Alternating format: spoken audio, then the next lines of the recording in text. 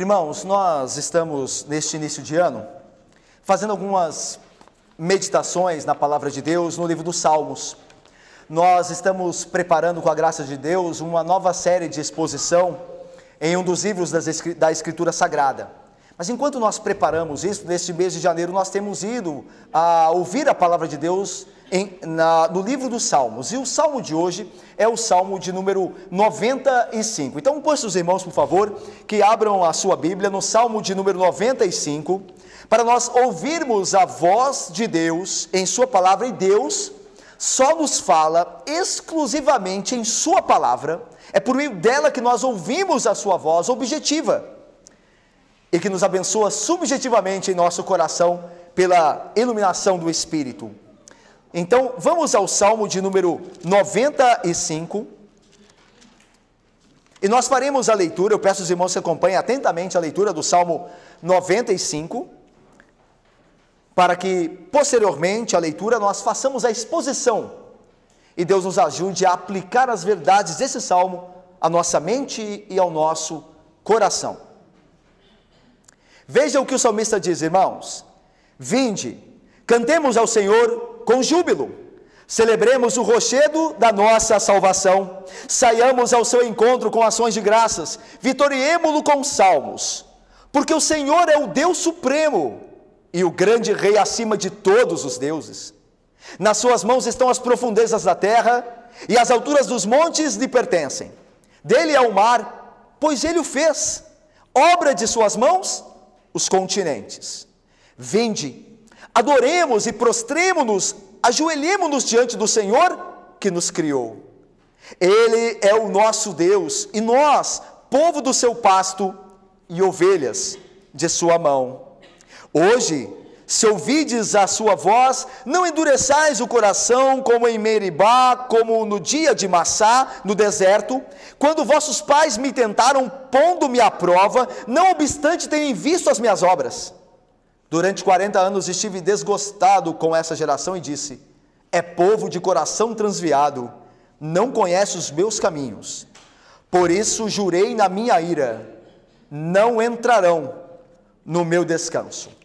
Vamos orar a Deus mais uma vez, para que Ele nos fale por meio de sua palavra. Ó Deus santo e bendito, a tua palavra, que é a verdade, foi lida, ó Pai, e nela, através do Espírito Santo que habita em nós, nós esperamos, ó Pai, consolo, força, correção e, de fato, ó Deus, a sua graça através do ensino.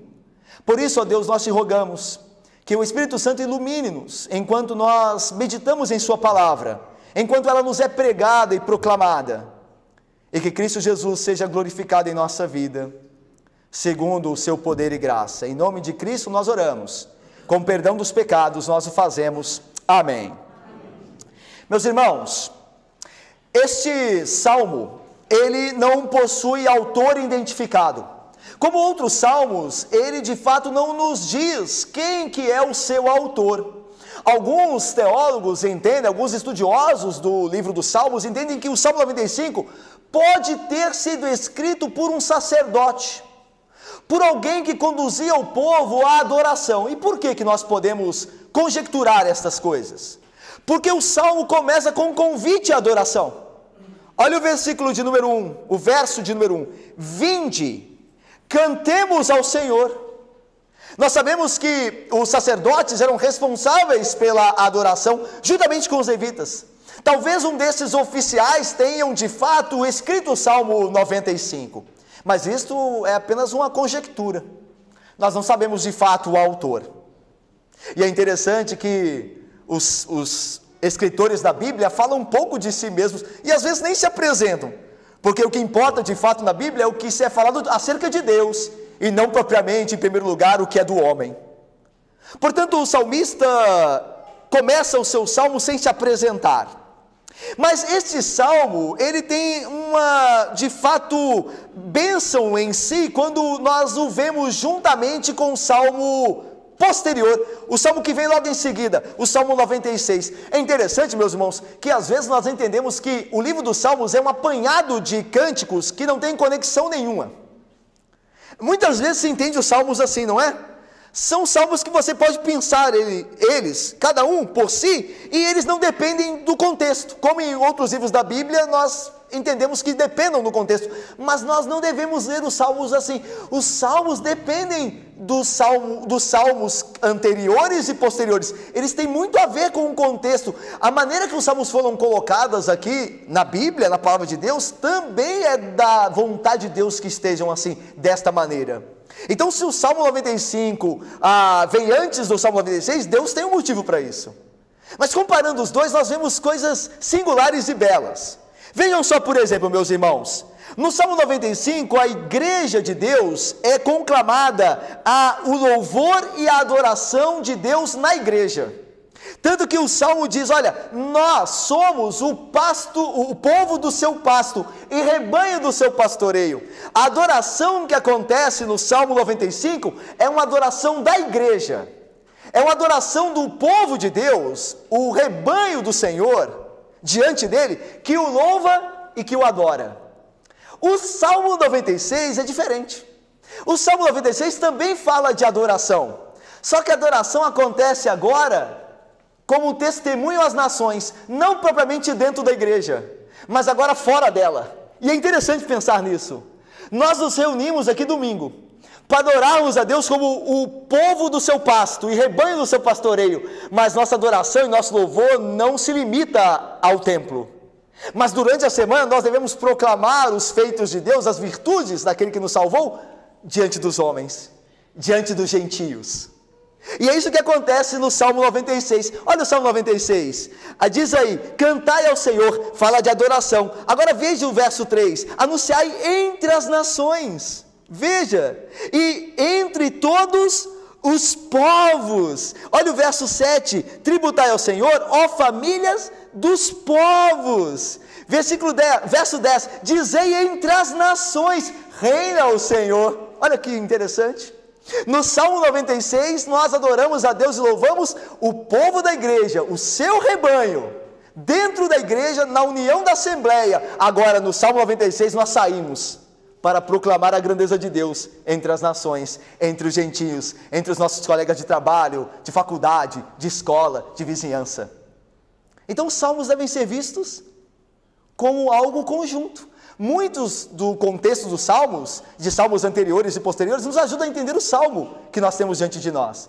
Outra coisa que é semelhante e parece-se muito do Salmo 95 e 96, é que os dois tratam da relação de Yahvé, o Senhor Criador, com os deuses falsos.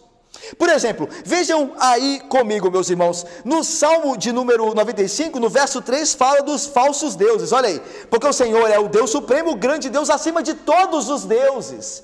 E agora veja o 96, no verso 4 e 5, porque grande é o Senhor, muito digno de ser louvado, temível mais do que todos os deuses, porque todos os deuses dos povos não passam de ídolos. Veja, os salmos tratam do mesmo assunto, só em esferas diferentes. A igreja adora e louva a Deus, e depois a igreja adora e louva a Deus no meio dos gentios. Meus irmãos, agora olhando especificamente para o Salmo 95, que é o salmo que nós temos hoje para expor acerca do que Deus nos fala em sua palavra, nós vimos aqui, meus irmãos, 3 chamados de Deus para com o seu povo. Deus chama o seu povo nesse salmo a fazer 3 coisas. Veja comigo, acompanhe comigo. Primeiro, é um chamado à adoração alegre. Olha o verso 1. Vinde, cantemos ao Senhor com júbilo. Eis aí um chamado à adoração alegre. Mas tem outro chamado também. Olha o verso de número 6. Vinde, adoremos e prostremo-nos. Agora é um chamado à adoração reverente. Se o primeiro chamado é um chamado à adoração alegre, vinde, cantemos com júbilo. O segundo chamado é uma adoração reverente. Vinde, prostremo-nos, ajoelhemo-nos diante dele. E por fim, o último chamado é um chamado à adoração obediente. Olha o verso de número 7, na parte B dele, no final dele, o verso de número 7. Hoje, se ouvides a sua voz, não endureçais o coração. Está chamando, está fazendo uma convocação. Hoje, se ouvides a voz de Deus, obedeçam. Não endureçais o vosso coração. 3 chamados: a adoração alegre, a adoração reverente e a adoração obediente. E cada chamado desse tem uma explicação do porquê do chamado, que nós veremos. Vamos então ao chamado primeiro? Olha aí, versículo 1 e 2, vamos ver juntos? Leiamos. Vinde, cantemos ao Senhor com júbilo, celebremos o rochedo da nossa saiamos.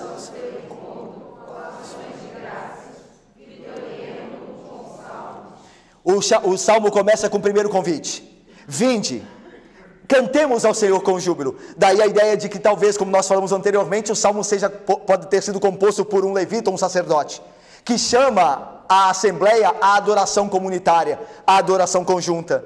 O salmista quer dividir a alegria que tem no coração com o restante do povo de Deus. Ele compreende que o povo de Deus deve ser um só, que deve haver unidade, que o corpo de Deus é a Assembleia dos Santos. Ele não faz isso sozinho. É claro que ele louva a Deus individualmente, mas a sua alegria, o louvor a Deus não é retido em seu coração, mas ele quer espalhar essa alegria para com seus irmãos na fé, para com o povo de Deus, o rebanho do Senhor. Por isso ele convoca: vinde, cantemos, adoremos o Senhor com júbilo. E aí ele diz: cantemos e celebremos o rochedo da nossa salvação. Meus irmãos, Deus é chamado de rochedo e não sem motivo. Para Israel, a salvação que Deus proporcionou no caminho para Canaã, nos 40 anos do deserto, ficou gravado na mente de cada israelita, na história de Israel. Tanto que, se você lê os Salmos, se você é um conhecedor do livro dos Salmos, e eu espero que você o seja, se você é um conhecedor do livro dos Salmos, você verá que os Salmos fazem muita referência à caminhada do Egito e como Deus guardou o povo lá, aos milagres que Deus operou no Egito para libertar o seu povo. Os Salmos fazem muita menção, porque isso ficou gravado no coração de cada israelita, na mente do povo. E aqui não é diferente. Eles chamam a Deus de rochedo. E por que rochedo? Vocês se lembram, meus irmãos, que quando o povo estava peregrinando no deserto, e quando eles começaram a ter sede, lá no livro do Êxodo, no capítulo 17, eles começaram a murmurar contra Moisés e contra o Senhor e seu servo Moisés.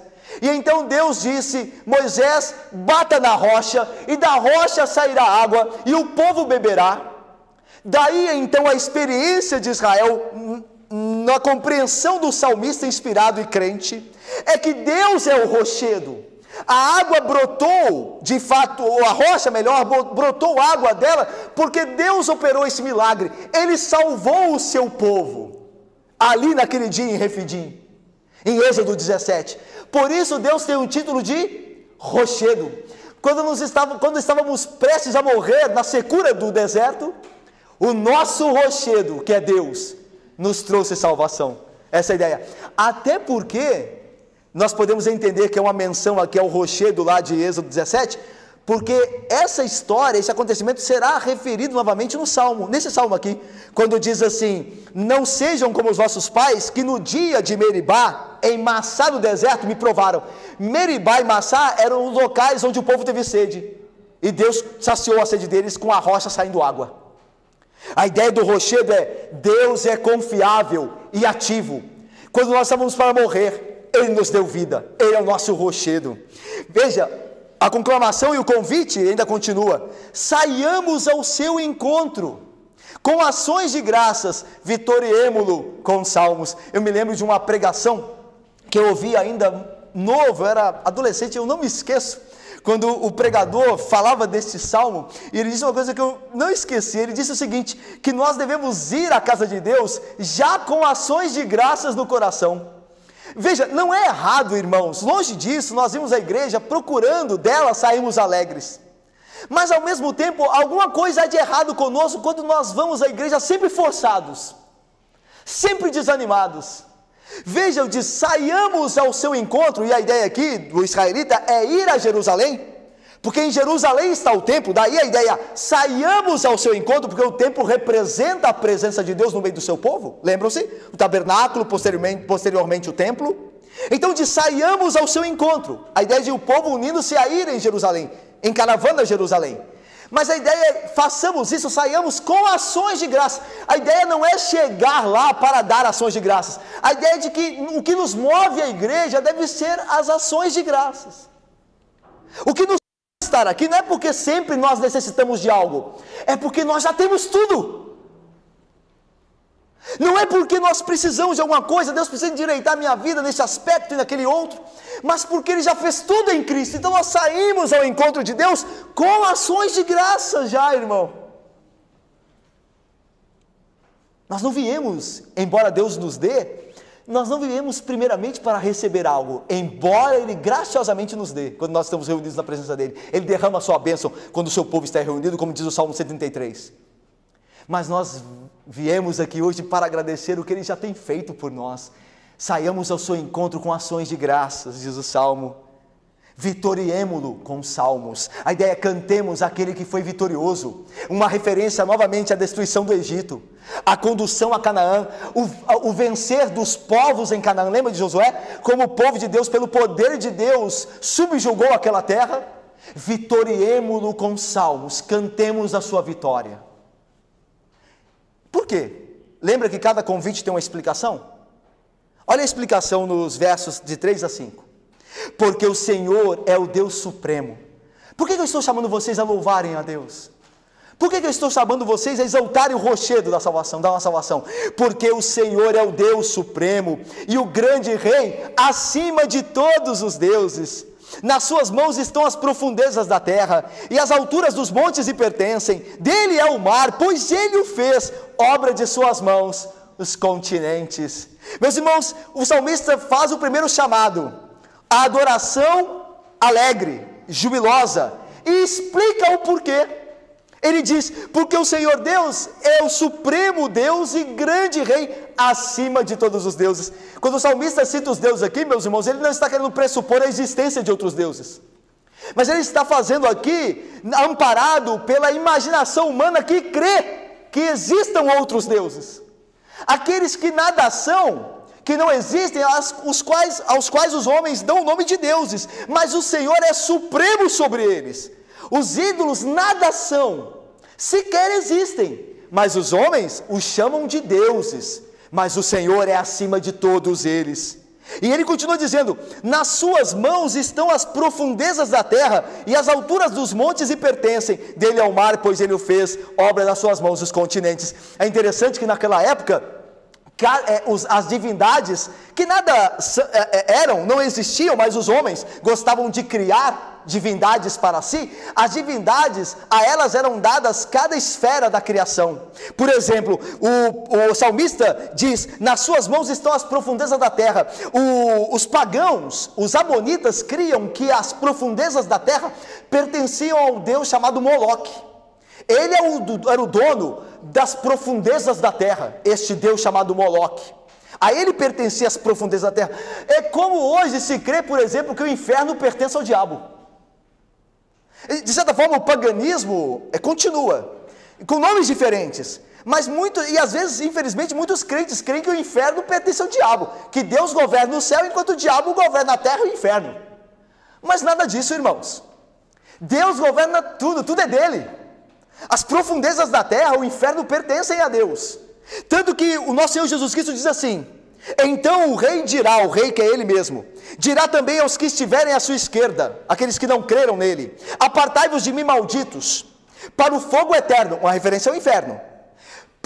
Esse fogo eterno, que é o inferno, foi, nas palavras de Jesus, foi preparado para o diabo e seus anjos. Meus irmãos, o diabo não é dono do inferno, o diabo sofrerá no inferno. Deus é o Senhor do inferno. Deus o preparou, Deus o criou. Como disse um teólogo anterior, um santo, que disse o seguinte, não há no lugar onde Deus não possa, ou qualquer coisa que Deus não possa colocar o dedo, o Senhor Jesus dizendo, isto é meu. Não há nada que existe, que Jesus não possa colocar o dedo e dizer, isso é meu. Mas os antigos criam que Moloque era o Senhor das profundezas da terra. Mas o salmista diz, do Senhor são as profundezas da terra. Mas também eles criam que os altos montes pertenciam a Baal. Lembra que os altares de Baal eram construídos nos altos, né? As esferas dos altos pertenciam a Baal. Mas de Deus são as alturas dos montes. O que está fazendo o salmista é desmistificar toda a crença pagã O povo de Deus está proclamando para com ele mesmo que os ídolos dos povos nada são, que as profundezas da terra não pertencem a Moloque, mas o Senhor, e os altos dos montes pertencem a Deus e não a Baal, e os mares, a profundeza dos mares não pertence a Tiamat. Tiamat era o deus babilônico, era uma espécie de dragão do mar, uma serpente do mar, babilônica, que governava os mares. E aqui é a citação dos mares: o do Senhor é o mar, pois, por que é dele? Porque ele o fez, é por direito de Deus. Deus o criou, Deus criou todas as coisas. Aqui o salmista nos remonta e nos leva a Gênesis 1. No princípio criou Deus os céus e a terra, e o mar estava lá, e Deus fez separação entre as terras secas e as águas. Deus criou essas coisas, e dele são todas essas coisas criadas, por direito, Deus é o Criador. O mundo não pertence a ninguém, menos do que a Deus, muito menos o cosmos. Tem outro Senhor senão Yahvé. Portanto, a explicação para a adoração é esta: Deus é o supremo Rei, o grande Rei, acima de todos os deuses, que nada são na sua presença. Agora tem um outro chamado. Se nós devemos cantar jubilosos, porque o nosso Deus, o Deus em que cremos, assim como o salmista também cria no mesmo Deus, adorou jubiloso a esse Deus poderoso, a esse Deus que reina sobre tudo e sobre todos, e sobre toda a criação. Nós agora somos chamados a uma adoração reverente. Veja aí comigo, leia comigo o verso de número 6, leiamos aí juntos, por favor, irmãos, leiamos: vinde, adoremos.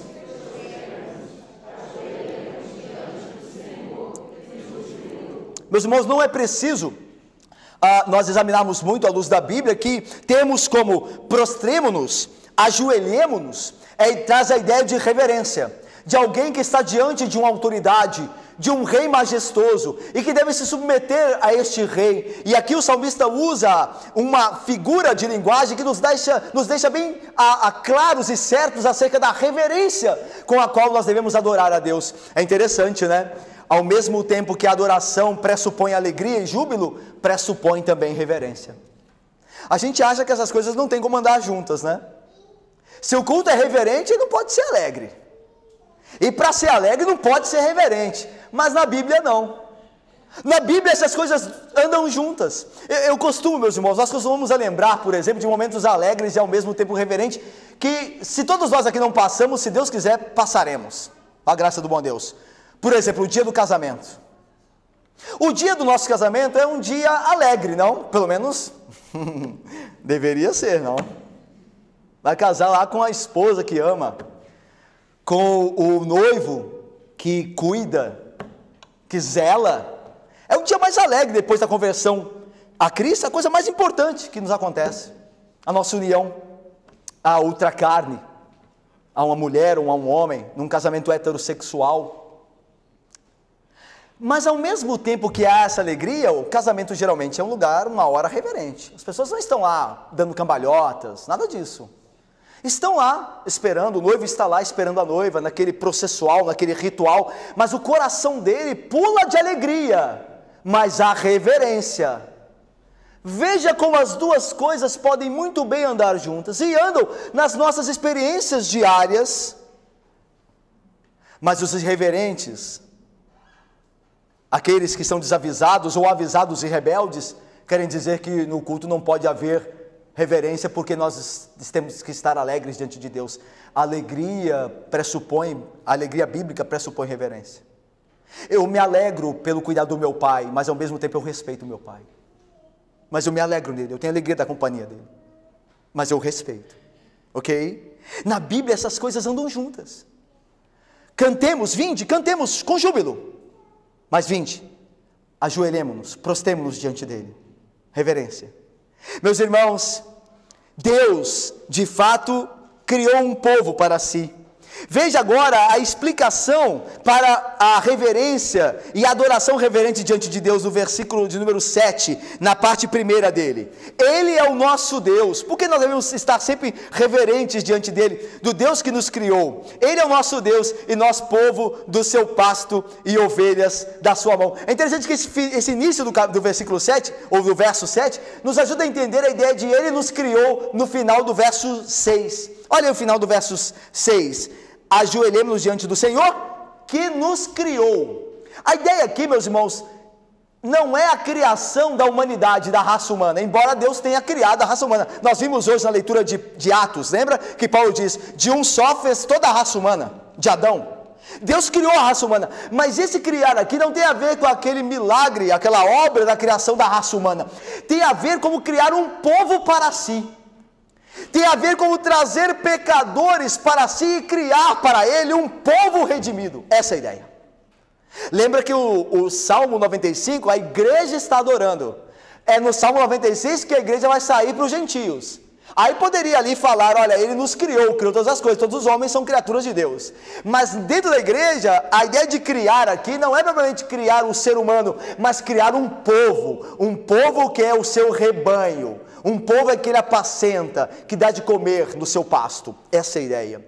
E tem tudo a ver com o Novo Testamento, quando Pedro nos diz, vós porém sois raça eleita, sacerdócio real, nação santa, povo de propriedade exclusiva de Deus, a fim de proclamardes, o que vai acontecer no Salmo 96, as virtudes daquele que vos chamou das trevas para a sua maravilhosa luz. Sim, vós que antes não erais povo, mas foram criados, vocês foram criados agora como povo, e agora sois povo de Deus, que vós que não tinhas alcançado misericórdia, mas agora em Cristo alcançastes misericórdia. Então a ideia do salmista é que Deus nos criou como um povo redimido.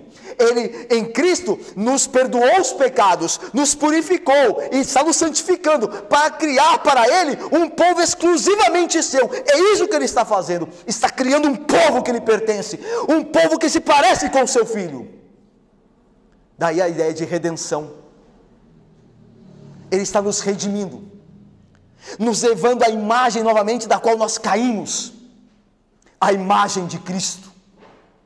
Ele está criando um povo para si mesmo, e por isso nós devemos reverentemente adorá-lo, a este Deus santo, e que nos faz santo à sua semelhança, pelo poder de seu Espírito. E ele fala que este Deus que nos criou deve ser adorado, e deve ser reverenciado nessa adoração, porque Ele é o nosso Deus, e nós povo do seu pasto e ovelhas de sua mão. É interessante, meus irmãos, que Israel no deserto tinha experimentado o cuidado pastoral de Yahvé. Lá em Números, capítulo 10, diz assim, partiram, pois, o povo em peregrinação a Canaã, partiram, pois, os israelitas do monte do Senhor, caminho de 3 dias. A arca da aliança do Senhor ia adiante deles, caminho de 3 dias, para lhes deparar lugar de descanso. Agora veja o cuidado do pastor no deserto. A nuvem do Senhor pairava sobre eles de dia, quando partiam do arraial. O bom pastor, Yahvé no deserto, colocou uma nuvem sobre o seu povo, para que o seu povo caminhasse durante o dia, sem lhe ser pesada a caminhada debaixo do sol. A ideia é que nós vimos, o salmista está dizendo assim, nós vimos no deserto o seu cuidado, nós vimos o seu pastoreio, Ele cuidou de nós, Ele colocou a nuvem sobre nós, nós somos então o seu povo, e rebanho do seu pastoreio. Por isso Ele convoca, vinde então, ajoelhemos, prostremos-nos diante desse Deus que nos criou, que é o nosso pastor, que tem nos guardado nas tribulações da vida, tem minimizado o nosso sofrimento neste mundo mau. Vinde, reverenciemos a este Deus santo, cuidador, pastor, poderoso. Por fim, se o salmista nos chama a uma adoração jubilosa, porque Deus é o grande Deus acima de todos os deuses, depois nos chama a uma adoração reverente, porque Deus nos criou e tem nos pastoreado, tem cuidado de nós. Agora, por último e por fim, Ele nos chama a uma adoração obediente. E Ele chama o salmista chama os israelitas, e Deus através do salmo nos chama a nós hoje assim, a uma adoração obediente, nos fazendo um aviso, uma advertência de que se nós não obedecermos, Ele nos destruirá. Lembra que Deus, lembra da confissão o catecismo maior que nós lemos no início, antes do culto começar? Que Deus é severo e bondoso? Que Deus é justo e misericordioso? Pois é isso que aconteceu no deserto. No deserto os israelitas viram a bondade de Deus e a sua misericórdia, mas experimentaram também a sua ira, a sua justiça. Deus é essas duas coisas, irmãos. E volto a dizer, se nós não entendemos Deus assim, nós formaremos uma caricatura longe do que é real acerca do que Deus, e nossa vida será prejudicada. Nós precisamos contemplar a Deus como Ele é, e como o salmista contemplou. Nós devemos obedecê-lo para o nosso próprio bem, porque Deus quer nos fazer felizes. É por isso que agora é um chamado à obediência, a adoração que leva à obediência, a uma adoração obediente. Olha o verso de número 7, a parte final aí do verso, a última frase aí: hoje, se ouvides a sua voz. É interessante que esta última parte do verso 7, não deveria estar onde está, ela deveria estar no verso 8, porque você vê que a sequência é do verso 8, olha aí: hoje, se ouvides a sua voz, não endureçais o coração.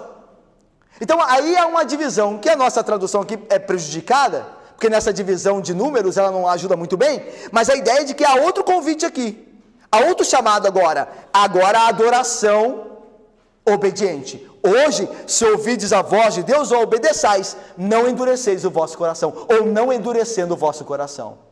Meus irmãos, Deus, Ele vai chamar os povo dele à obediência, e é interessante que esse pastor que cuida do povo, esse Deus soberano, Rei de todas as coisas, que cuida do seu povo, Ele também dá leis ao seu povo.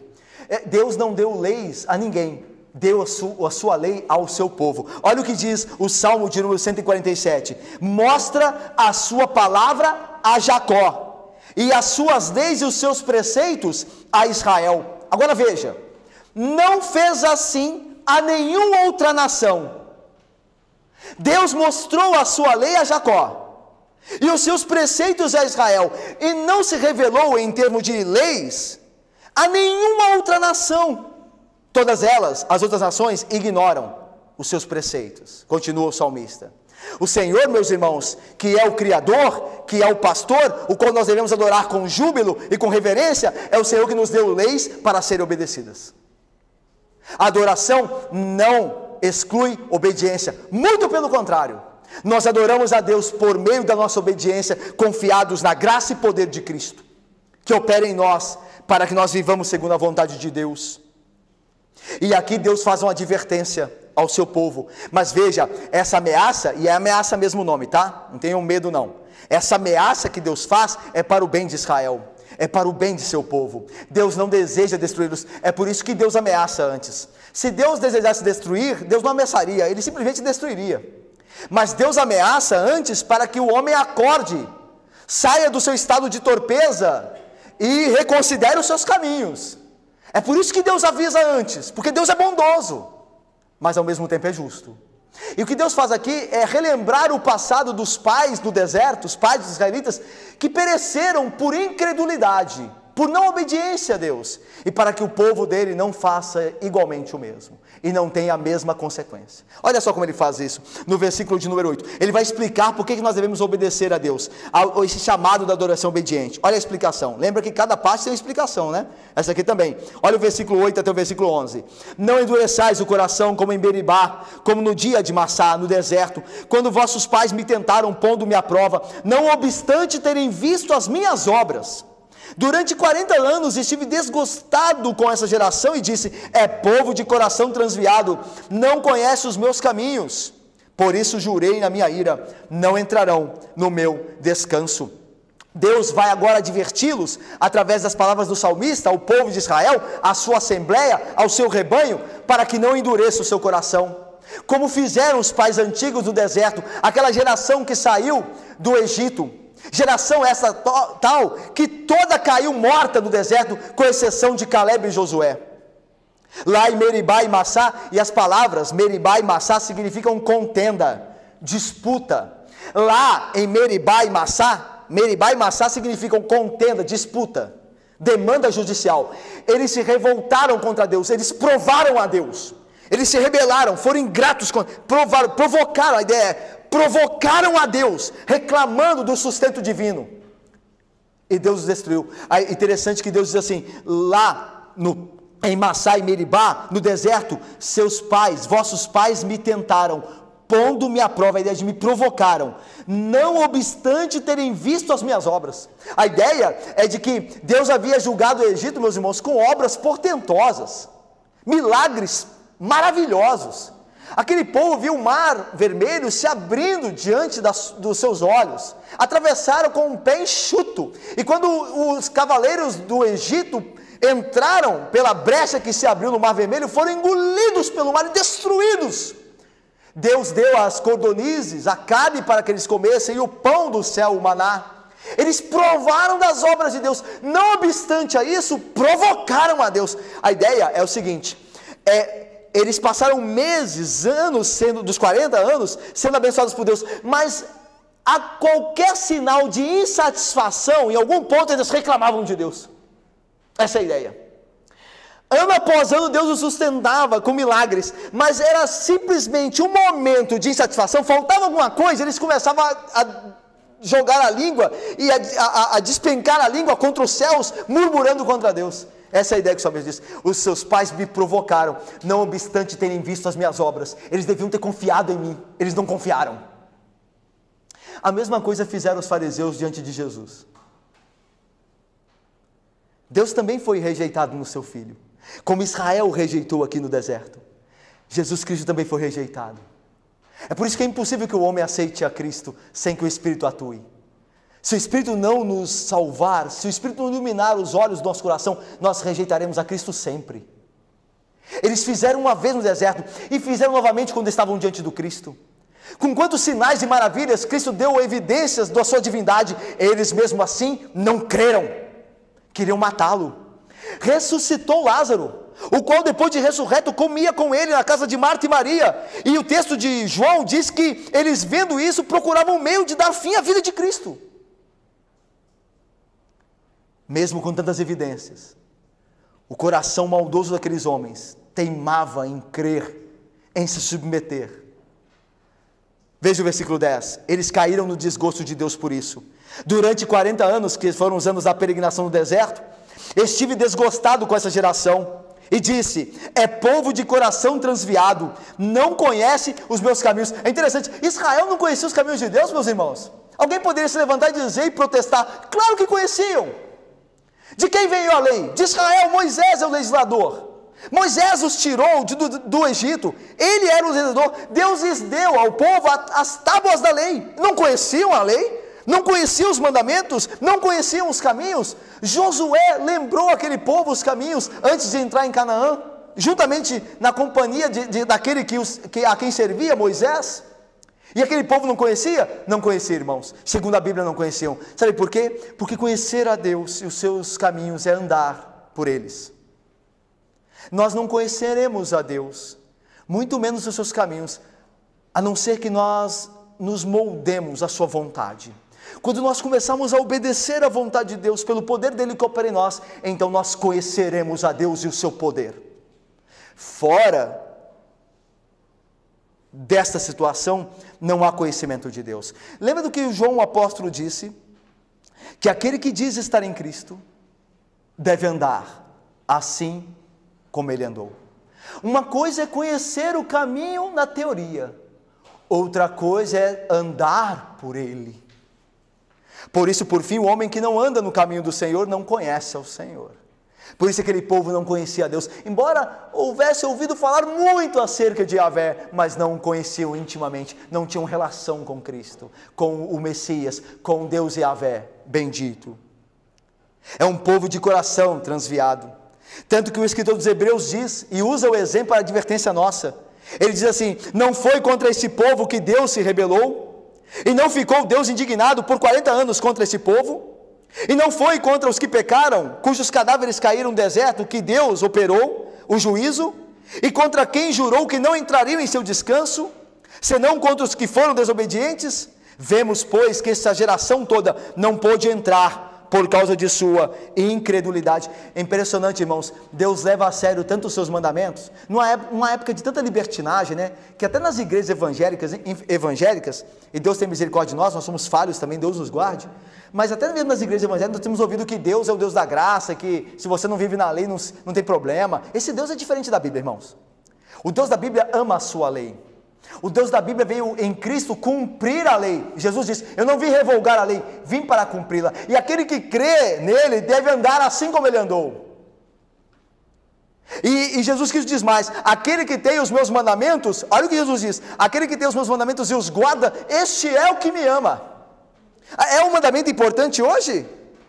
Não, deixe de lado, aquele que tem os meus mandamentos e os guarda é o que me ama, e o que me ama será amado por meu Pai, e eu também o amarei, e me manifestarei a ele, quando ele por amar-me, guardar os meus mandamentos, pelo meu poder. Guardar os mandamentos é coisa de só menos? Importância? Claro que não.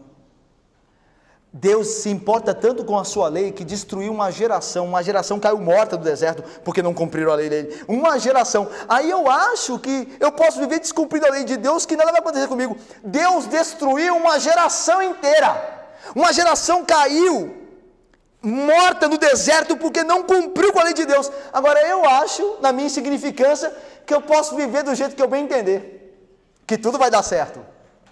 Não dará.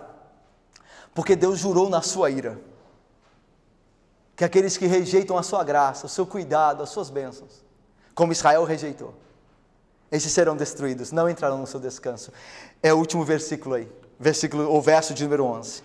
Por isso, jurei na minha ira, não entrarão no meu descanso. Deus jurou? Ele jurou. E eu não sei se eu posso falar o pior de tudo, porque para nós é o melhor, mas para os que vivem em desobediência, Deus nos guarde, porque sem Ele nós nada podemos fazer. Para os que vivem em desobediência, o pior é que Deus deixou registrado o juramento. Está lá em Números 14. O juramento registrado, como se fosse no cartório. Diz-lhes, Deus disse a Moisés, diz a este povo do deserto. Olha o que vai dizer, olha o que Deus vai dizer, irmãos, isso aqui é poderoso isso aqui. Por minha vida, diz o Senhor. Já viu Deus jurar pela vida dele? Por minha vida, pelo meu ser, pelo que eu sou, disse o Senhor, que como falaste aos meus ouvidos, assim farei a vós outros. Nesse deserto cairá o vosso cadáver, como também todos os que de vós foram contados segundo o censo, de 20 anos para cima, os que dentre vós contra mim murmurastes, não entrareis na terra a respeito da qual jurei que vos faria habitar nela, salvo Caleb, filho de Jefoné, e Deus sabe bem, né? Às vezes a gente não liga muito para esse negócio de fulano, filho de ciclano, que era filho de ciclano, mas isso é importantíssimo na Bíblia, porque Deus sabe muito bem de quem está falando, porque poderiam haver vários Calebs, várias pessoas com o nome de Josué, mas Deus sabe de quem está falando, Ele é específico em que Ele salvará. Não entrarão senão salvo Caleb, tem outros aí? Pois bem, filho de Jefoné e Josué, filho de Num. Pode até ter outro Josué, mas não vai entrar. O que vai entrar é o filho de Num. Deus conhece então cada homem, cada um de nós, tudo que nós fazemos, de onde viemos, para onde vamos, Deus sabe tudo. E continua, mas os vossos filhos que dizeis, por presa serão, farei entrar na terra, e eles conhecerão a terra que vós desprezastes. Vocês não quiseram ir para o céu, lembra que Canaã é figura do céu. Eu vos abençoei na caminhada cristã com muitas coisas, mas vocês sempre me rejeitaram, vocês não quiseram o céu, pois vocês não entrarão. Outra geração entrará, vocês não. Lembra do que a Bíblia fala? De Deus não se zomba. O que o homem plantar, ceifará. Os seus filhos, a próxima geração, vocês não, a próxima geração conhecerá a terra que eu prometi. Vocês vão cair mortos no deserto, porque vocês desprezaram a terra que eu queria dar para vocês. Vocês não, Deus não é justo? Vocês não terão. Vocês desprezaram, é justo que vocês não tenham. Eu vou dar àqueles que a amaram, aqueles que colocaram os olhos lá no alto, onde Cristo vive, eles entrarão. Vocês que desprezaram, ficarão. E aí olha como Deus termina. Eu, o Senhor, falei, assim farei a toda esta má congregação. Existe má igreja, né? Olha, que se levantou contra mim, neste deserto se consumirão, e aí falecerão. Deus está chamando, através do salmista, chamava o povo de Israel: vinde, hoje, se ouvides a voz de Deus, por favor, irmãos, não endureçais o vosso coração, porque isso já aconteceu anteriormente, e as consequências foram trágicas e finais. Não houve salvação para aquele povo. Não, eu estou fazendo um convite a vocês, disse o salmista: vinde adorar a Deus com júbilo e com alegria. Vamos adorá-lo reverentemente. Prostrem-se e ajoelhem-se diante dele. Submetam-se àquele que cuida de nós. Não endureça o vosso coração. Se vocês fizerem isso, Deus destruirá vocês. Eu termino com 3 aplicações. A primeira é a importância da gratidão quando nós adoramos a Deus. A minha pergunta é: como é que você vem à igreja e como é que você vive diante de Deus em seu coração? Grato por tudo o que Ele já fez e tem feito por ti, ainda que eu e você não mereçamos? O que move o seu coração à adoração divina? A gratidão? Ou é sempre algo de querer mais? De usar a Deus como meio de conseguir satisfazer prazeres da carne e necessidades transitórias? Ou a gratidão da salvação em Cristo, que te move a estar sempre aqui na igreja, domingo após domingo, para adorá-lo, e não só nos domingos, mas durante os dias da sua semana, um coração grato sempre na presença de Deus? É isso que te move a adorá-lo? Gratidão. A segunda questão é: nós sabemos que Deus exige dos adoradores reverência. Meus irmãos, o Deus que adoramos é Senhor de todas as coisas. Ele é Senhor dos céus e da terra, do mar, dos altos montes. Lembra como nós vimos no Salmo? Ele deve ser reverenciado, porque Ele tem cuidado de nós com todo o seu poder. Ele não é um Deus qualquer, Ele está acima, Irineia, minha irmã, de todos os deuses. Os outros deuses nada são comparados a Deus, não existem. Portanto, reverenciemos, ajoelhemos, nos prostremos, sirvamos a Deus reverentemente, esse Deus que tem cuidado de nós. Você leva uma vida reverente diante de Deus? A ideia de reverência é você respeita a Deus. Você, quando Deus fala na Bíblia, você treme. Eu e você trememos quando Deus fala na Bíblia. Isso traz a ideia de reverência, de temor. Eu me alegro nesse Deus, mas como um pai zeloso, quando Ele me disciplina, quando Ele me exorta, quando Ele me ameaça, eu tremo só de ouvir a palavra dEle. Essa é a ideia. A sua adoração inclui reverência. Você sabe diante de que Deus você está? Às vezes a pequenez da nossa congregação, da nossa igreja, pode nos fazer levar a ter uma impressão falha do tamanho e de quem é o nosso Deus. Igrejas podem ser pequenas e pouco frequentadas, mas Deus continua sendo quem Ele é. Deus é o Deus da Bíblia. Deus é o grande Deus, o grande Rei Supremo. Por último, você tem obedecido a Deus em adoração? Não façamos como os ingratos, que recebiam da mão do Senhor e mesmo assim se voltaram contra Ele, através de incredulidade. Jesus Cristo, nosso Senhor, te salvou da morte. Ele entregou sua vida por ti. E Ele não fez só isso não, Ele te deu uma família abençoada também. Ele tem te guardado nas enfermidades, e no meio delas tem te dado consolo. Ele te deu certeza, apesar de tudo e de todos, da vida eterna, que você não perderá no nome dEle. Portanto, eu e você sejamos gratos, em obediência a Ele. Não sejamos ingratos como foram os israelitas do deserto, porque todos eles morreram. Ingratidão é pecado. Você pode não fumar, não beber, não ter uma vida lascívia, não roubar, você pode deixar de fazer tudo isso. Mas se eu e você somos ingratos, nós não entraremos no descanso. Ingratidão é pecado. Não responder a Deus em obediência pelas bênçãos que Ele tem nos dado, pela graça, é pecado. Portanto, não seja ingrato. Seja agradecido em obediência. Porque Deus te chama a obediência para o seu bem. Ele quer te abençoar. E se você obedecer, você conhecerá manifesto mais do amor dele, que já foi demonstrado em Cristo, mas te alcançará de maneira muito mais plena, segundo o dom e a proporção de Cristo, que ele concede aos seus, aqueles que se arrependem e se consagram. Um convite à adoração jubilosa. Venha, cantemos. Deus é bom conosco, o Criador de todos os céus. Um convite a uma adoração reverente. Ajoelhe-se diante dele. Ele tem cuidado de nós. Submeta-se à vontade dele. Ele sabe o que faz conosco. Ele é o nosso pastor. E ao mesmo tempo, obedeça a ele.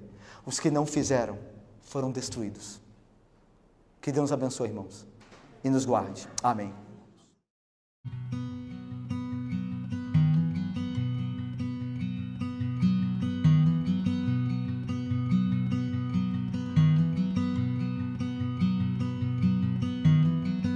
A mighty fortress is our God.